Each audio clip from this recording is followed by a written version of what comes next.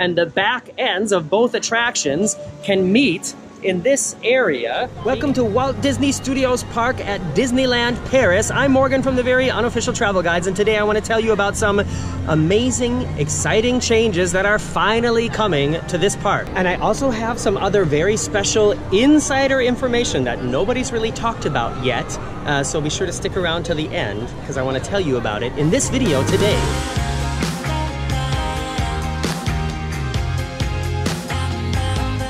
Yes, welcome here to the Disney Studios Park Paris, the smallest, perhaps saddest Disney park in the world.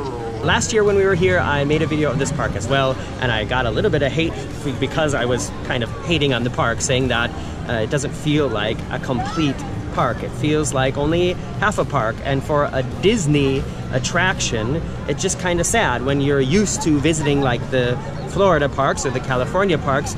Coming here, it seems less. You know what I mean? And I mentioned that, and other people, you know, were defending it and saying that, you know, changes will come and that they're working on it, and it's true. And just recently, about 2.5 weeks, maybe 3 weeks ago, an announcement was made that made a lot of people happy and excited, and that is about the changes that are coming here to the park. They are going to add 3 new lands to this park, and I think it's exactly what they should be doing in order to make it from not even really a half-day park to a real like destination that will make people want to come from all over the world here, not only to see Disneyland, but also to see the Studios Park. So let's talk about those changes, and I want to show you where they will be. The best way to start doing that is to check out the map. So let's go over here and look at this map. At the moment, when you enter the park, there's this entrance plaza way, and then there's Studio One, which is a big like food court and shopping area. Then you come to the statue of Mickey and Walt here. There's a street here that leads you to the Hollywood Tram Tour. And back here, at the moment, there's nothing. But that's where it's all gonna begin. This street is gonna be extended, and this area is gonna become Arendelle. That's where they're going to have the characters and the land of Frozen. This area over here is going to become Star Wars Galaxy's Edge, like they're building in California and Florida. And this area is all going to become Marvel World. Okay, so now that you know the general idea, let's look at how the park is going to change.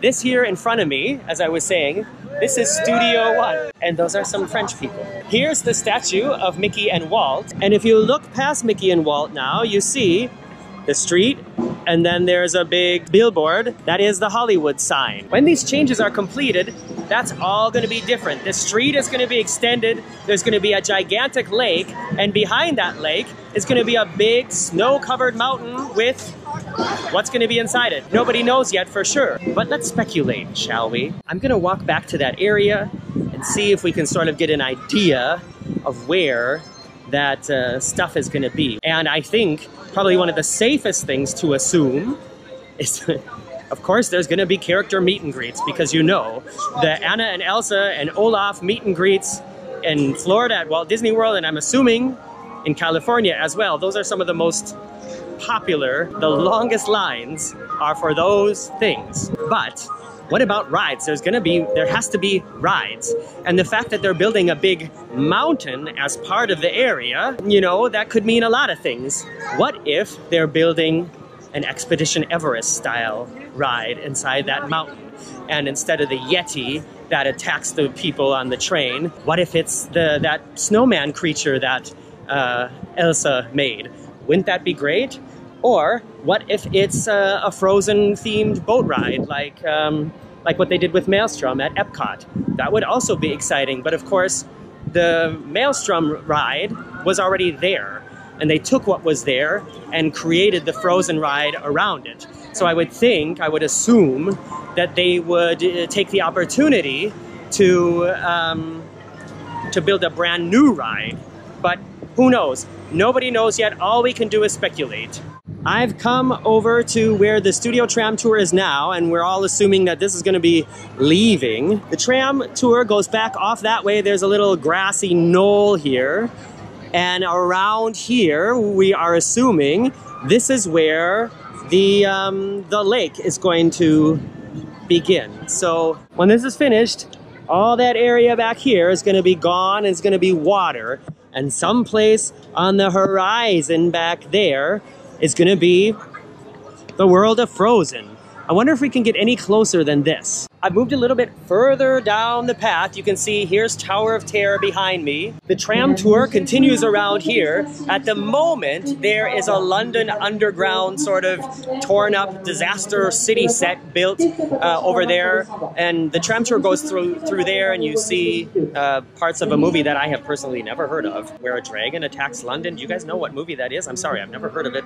And when we did the tram tour, I was like, what movie is this? Anyways, pretty safe to assume that all of that is going to be torn out, and that is where the lake is going to begin. So nobody knows exactly when, but sometime soon, all this is going to disappear and start being transformed into the world of Frozen. And on the tram tour, if you look closely, you can already spot some construction markers, so maybe some preliminary changes are already happening. But wait, there's more. In addition to Frozen, as I said, in this area, over that way, that's where Star Wars Land, or Galaxy's Edge, is going to appear. So let's go back there and see if we can see more of that. Your mission? Explore, have fun.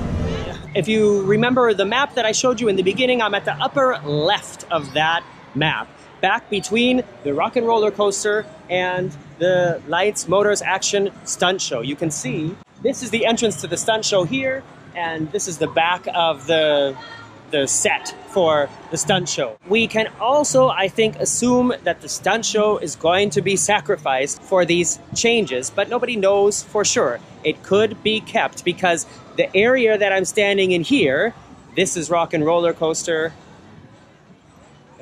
Up there is the Armageddon effects show.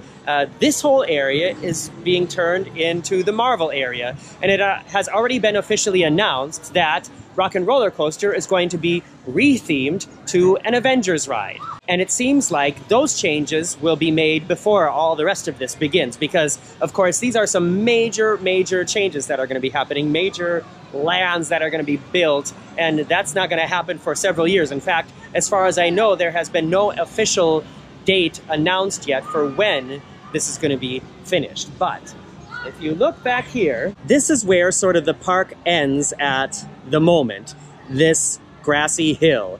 And all this area back here is going to be transformed into Galaxy's Edge, or Star Wars Land. You can see there's a tree knocked down there. I wonder if that's already the beginning, or if there was just a bad storm and it's been torn down. Hard to say, but it's very well possible that this pathway will then take guests not to the stunt show, but to the world of what planet is that going to be on? Endor? Jakku? I don't know.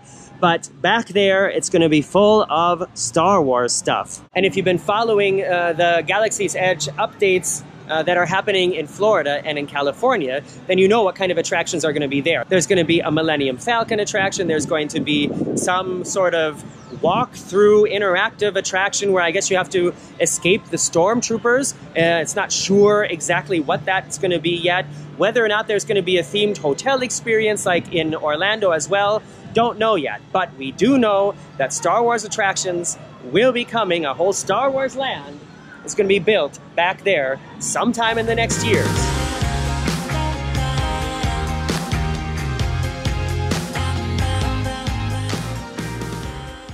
All right, let's move on to that top secret information, these leaked plans that I've heard about. And this is not clickbait. This is really, what I'm going to tell you is really true. I didn't make it up.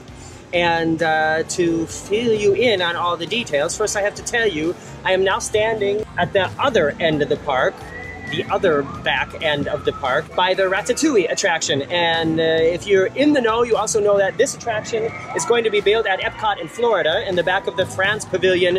A very good idea. It's a really, really fun, cute family ride, and I think it's going to be great at Epcot. In Ratatouille, you have to wear 3D glasses because a lot of the motion scenes are these gigantic high-definition 3D projections, and so you need to put on the glasses, and these glasses are cleaned in a, you know, like a machine, and there's a room in the attraction dedicated to cleaning and recycling these glasses. So the information that I have, this secret information, is that the room, this machine they use to clean the glasses for Ratatouille, is gigantic.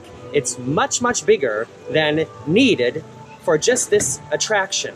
So if you put 2 and 2 together, there's 2 possible things that this could mean. One is that they are eventually planning to expand the Ratatouille attraction, adding another track to it to increase the capacity, because if you've ever been here, you know this is a long wait. It's a very popular attraction, and people stand in line for up to an hour and a half to be shrunk to the size of a mouse and to journey through the world of Remy. And I recommend doing it if you're here. They also have a single rider line and fast passes, but the fast passes are always booked out really shortly. So that could be one of the reasons why they built this gigantic washing machine, basically, even though they don't really need it for this attraction. However, if you take into account that just across from Ratatouille is the back end of Toy Story Playland, then it could be that they are going to build one of the most popular attractions at any park that has it, a Toy Story Mania ride. I think that would make perfect sense. It's something that already exists. It can be cloned and built here, and the back ends of both attractions can meet in this area, meaning they can both share that gigantic washing machine for the glasses. And the source that I talked to, the person who gave me this information, says that they think that that is exactly what is planned. Wouldn't that be great? I think with these things that have been announced, the brand new Frozen Land, the brand new Star Wars Galaxy Edge area, the update of the back end of the park, turning Rock and Roller Coaster in that whole area into a Marvel themed area, and then possibly also adding Toy Story Mania or Toy Story Spin, however you want to call it, here. I think when all that is finished, this is going to become one of the coolest Disney parks around the world. When you compare to the original version of this park, or the version even, you know, like 5 or 6 years ago, I think that's really the right direction to be going with this park. And like I said, you know, California has their Disney's California Adventure, which is, you know, a park on its own, and they have the amazing Cars Land, which exists nowhere else at any other Disney park. And I think the fact that they're going to be making the Frozen Land or Arendelle or whatever it's going to be called when they officially announce it here, and depending on what attractions are going to be part of that, I think that is what this park needs to really put it on the map, to make it earn its official status as a real Disney park, and I'm really excited for that. Thank you for hanging out with me today and going around the park and looking at all these things. If you're interested in more Disney park and theme park information, then consider subscribing to my channel here on YouTube. You can follow me on Facebook, Instagram, and Twitter. Check the links below if you want to see more Disney-related content that I produce, not only from these Disney parks, but also in Florida and California. And special thanks to all those VIPs who support me at patreon.com/VeryUnOfficial. Your names are running over here right now. Once again, thanks everybody. See you soon.